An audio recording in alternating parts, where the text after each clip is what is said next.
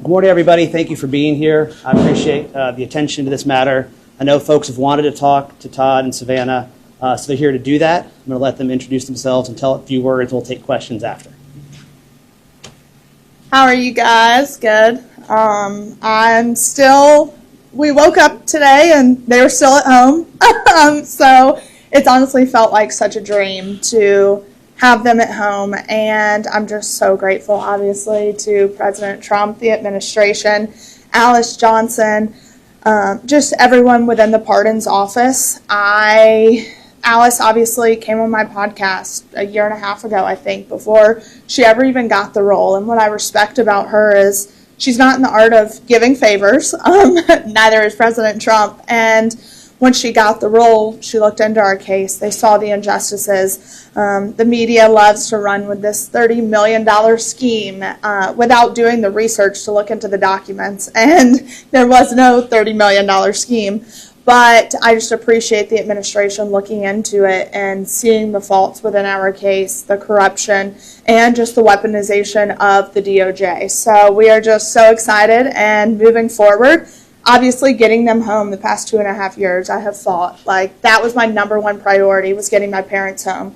But now that they're home, now we move on to all the other men and women that are in the system and getting them home. And I know we're going to continue to work. We're going to be in D.C., and Mom and Dad are now along for the ride because we're not leaving those men and women behind. There's too much work that needs to be done. There's too much reform that needs to be done. So we're just super excited, and here he is, Todd Chrisley, after running from, the media in Nordstrom yesterday. Good morning, guys. Thank you all very much for coming today, for having the interest. I want to thank first and foremost my Lord and Savior, because that's who got me through it. I want to thank President Trump. I want to thank the administration. I want to thank Alice Johnson. I want to thank every person that has prayed for us, that has stayed in the fight and that fought for the truth to come out. And so I am grateful for it. And as Savannah said, she has fought a long fight. And for any parent to see their child fight this hard, it's a double-edged sword. It's a blessing, and then your heart breaks because your child has been placed in that position to fight for you, when as a parent you're supposed to fight for your children. So I will always be grateful to you from the bottom of my heart. We've had wonderful legal representation, maybe not in the first go-round, but certainly when you picked up. And we're certainly grateful to you, Alex, and to you. This is the better-looking version of our team. So, we're grateful for everything that has happened thus far, and as bad as this experience has been, there's also been a lot of blessings to come from it. I have met some wonderful men. I have listened to some horrific stories about things that have gone on in our system. And whether you believe it or not, because I was you at some point, even though this pardon has happened, I still was convicted of something that I did not do. It could be you. It could be you. It could be any of you. And somewhere in this room, someone has had a family member that has been affected by this system. So I understand the shame that's around it, but I refuse to feed into that, because shame is like a cancer that just spreads, and I have no shame. So I will continue to fight for all the guys that I dealt with and that I was blessed to be with at FPC Pensacola. I will continue to expose the injustices that go on there and throughout the department and throughout the Bureau of Prisons. I know that Julie, who is a wonderful, decent, God-fearing woman, and that I am blessed to have been married to and been with for over 30 years now, an excellent mother. She's at home with Chloe right now, and Chloe will not let her go. So we're blessed to have our family back, and we're blessed to be coming back to television, because we do have a much bigger story to tell now than we ever have. So I thank each and every one of you. Happy to open this up for some questions. We'll start here. Todd and Savannah, what was the reunion like first night, right? Todd, Julie, and family.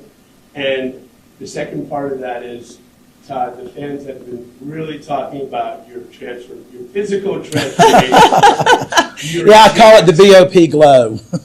And so what was the motivation behind that, and how are you going to continue that sort of fitness routine moving forward? Well, I'll actually have more access to better products now that I'm out. I think that I had nothing to do other than to read and to work out. And so I worked out every morning at 10:45 until 12 with my buddies there, and I read, and my walk with Christ became deeper. And I talked to my daughter every day, to Chase, to Grayson, and I was able to email with Julie every day. And so I think that for me, I haven't had the same effects that so many people leaving the prison system have had. So I'm grateful for that. Or maybe it's just all the residual Botox that never wore off. What was the reunion like, the first night? Yes, I think for me, obviously I went to pick up my dad. And when he walked out, it was just such an overwhelming feeling, because the last time I was there, I was dropping him off and watching him walk away. So I think watching him walk towards me, I was an absolute disaster. And we left there, and it was amazing. And I FaceTimed my friend Margot, who works within the administration, and she goes, "Hold on a second." She was like, "I'm here with the president." And we got to FaceTime the president. And it was a full circle moment. I think that it was, as Savannah said, she and Nick dropped me off there, and then you picked me up. I don't even know that I felt like that it was real at that moment. And I woke up the first morning, and I was looking around. I'm like, this is really real. I'm home. So I was grateful for our family to be all back in the same room, to be together, to share a meal together, to pray together, and to know that we're still in the fight together. Question second row. Mr. Chrisley, do you have any remorse for the actions that led to your evictions? Oh, you must be CNN. Do I have any remorse? I would have remorse if it was something that I did. Well, your wife did apologize last year. Well, let me explain to you how that works, if you don't mind. Yeah. You're placed in a position as a defendant to either bow down and kiss the ass of the Department of Justice and accept responsibility for things that you did not do in order to avoid a stronger sentence. And the corruption that went on in our case is going to continue to unfold, and Alex is going to continue to give each and every one of you the evidence that as it comes in. Next question. You haven't seen your wife in so long. Hearing her voice, seeing her, what was that like?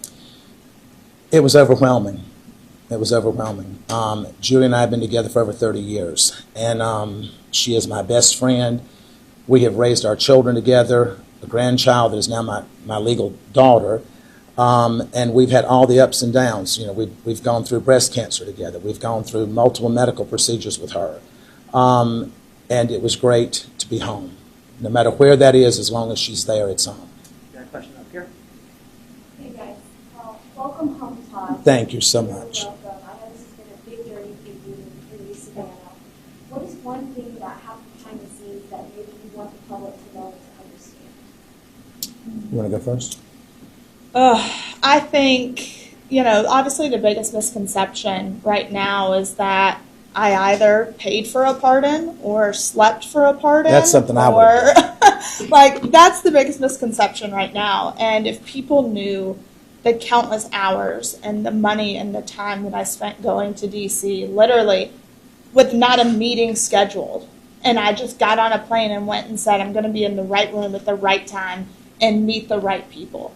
I fought hard and I was exhausted and I begged for meetings. There was nothing I was never too good to ask. And that's the thing is people think, oh, you're a celebrity, you're white, you have money, that we got an upper hand, and we didn't. I had to fight, and I was relentless, and that's how it happened. Finally, people listened. So for me, that would be something that people just don't quite understand. I think for me, watching it all unfold and listening to what she said that was coming up next, and just being consumed with pride while at the same time knowing that this is a long shot because so many people are told no. And being in the prison system, anyone that says that it's a fair shake, it's not. Because I dealt with young African American males in the prison that I was in that were not treated the same. They were denied programming. They were denied access to certain things. I was not denied that, but we know why I wasn't denied that. And so I think that is a much bigger picture that we all as a society as a whole need to look at, that we are one. And whether you're Republican, Democrat, or whatever, at the end of the day, when you're in that hospital, you don't care if it's a Democrat treating you or a Republican. Now, some of you may, but I want whoever's going to be the best person to do that. You. You're going to go here. Thank you. So there's no telling how many times Savannah's Instagram was refreshed yesterday with everyone looking for that glimpse of getting to see Todd. And then the first time we see you live on Instagram is in Nordstrom shopping. Can you talk about that? And then were you hesitant at all for that to be the first glimpse of you shopping? Well, we thought through our security detail that we had beaten that and that we were good to go.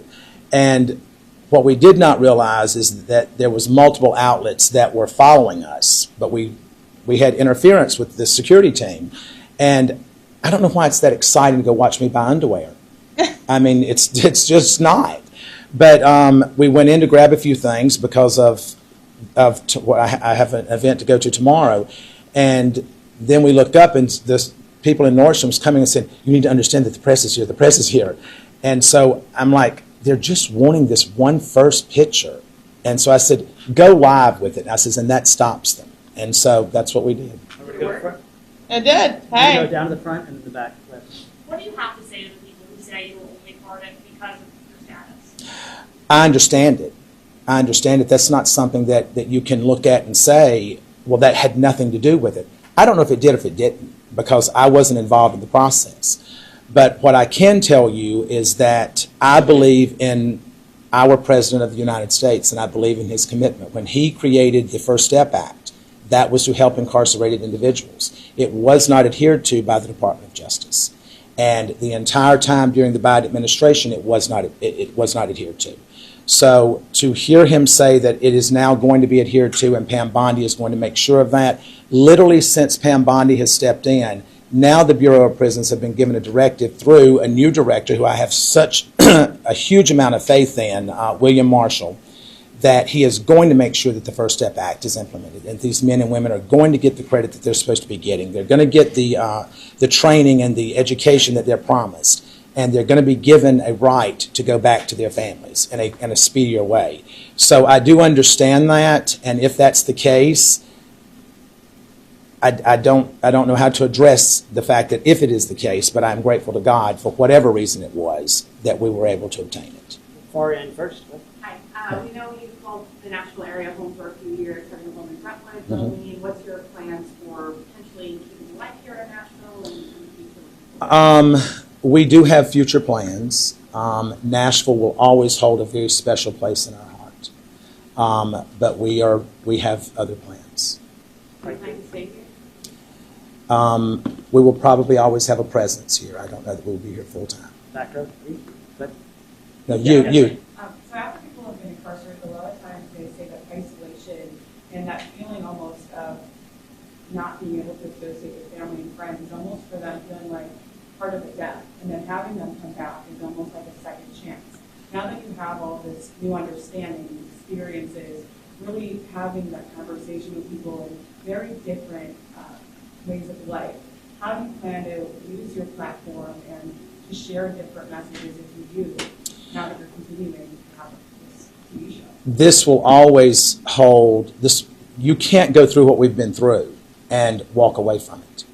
I'm fortunate, so is Julie, that we never lost contact with our children. Julie and I emailed 10 times a day. And I think it's also important to understand that I was at a camp. It was the brokest child camp that you can go to. The accommodations were not great. But it, needless to say, was a camp. It was a former military base. So we had free access to walk, and we had a track and a weight pile, and we had things that we could do. But there are men there that after, I think statistically, after the first 2 years, people lose contact with their loved ones. And that I can't even imagine how that must feel, but at the same time, I think that we at this point, God has said, when you know better, you do better. And it's our job at this point to expose all of that and to try to make those men and women's lives better if we can. And that's what I plan to do. So let's take a step back and take a look forward. First of all, what were both of your first reactions to the part where you were shocked? And looking forward, tell us, your terms of television, this docuseries, can you tease what it will be like in nature, what the focus will be? Tell us about that. I mean, when I got the call, like I said, I was walking into the grocery store and I stopped in the parking lot. I was like, what do I do? I was like, okay, go back to my car. And so I sat in my car and had that phone conversation that's online with President Trump. And I was in such shock. I really didn't know what to say. I started crying. Grayson was with me and we're like, oh my God, it's happening. It's happening. And I really don't even remember driving home. Like, I was in such shock. And I then was able to talk to my parents and tell them what had happened, but it had already kind of spread like wildfire because President Trump's team posted the video and tagged it Trump Knows Best, which, I loved. But it spread like wildfire. And when they called, they're like, is this really real? Oh my, it was so hard to believe that it was actually happening. I had a staff member that came to me and said, you've just been pardoned. And I just looked at him and he says, no, really, you've been pardoned. It's in the news. And so I walked up to call her and she said, it's true, it's true. So I remember walking back from the phone and just feeling numb, not really knowing. And then after about 10 minutes, all I could think about was the guys that I was leaving behind because I had made such wonderful relationships with those men. And when I left that day, there was only 317 men at our camp, but they were lined up shouting when I was walking out. And they were saying, don't leave it, don't forget us, don't forget us. And my commitment is to them that I will never forget them. And how about the docuseries? Yeah. So we had been filming, and we had just wrapped filming for all intents and purposes. And then we get the call that they had been pardoned. So we picked right back up. And we're excited because I think this new show is going to give, first off, it's going to give people a look into the trial and things that we went through, and we're going to set the record straight, put some documents out there. Alex is on there.